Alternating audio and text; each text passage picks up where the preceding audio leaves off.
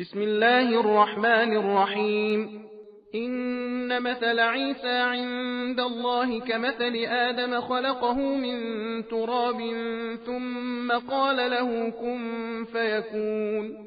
الحق من ربك فلا تكن من الممترين. فمن حاجك فيه من بعد ما جاءك من العلم فقل تعالوا ندع أبناءنا وأبناءكم ونساءنا ونساءكم وأنفسنا وأنفسكم ثم نبتهل فنجعل لعنة الله على الكاذبين. إن هذا لهو القصص الحق وما من إله إلا الله وإن الله لهو العزيز الحكيم. فإن تولوا فإن الله عليم بالمفسدين.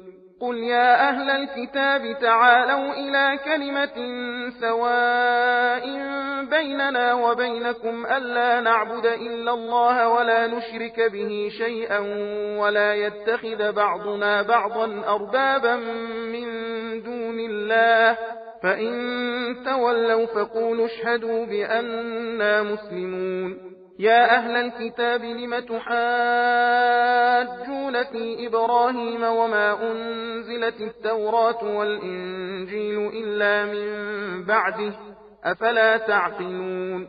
ها أنتم هؤلاء حاججتم فيما لكم به علم فلم تحاجون فيما ليس لكم به علم والله يعلم وأنتم لا تعلمون.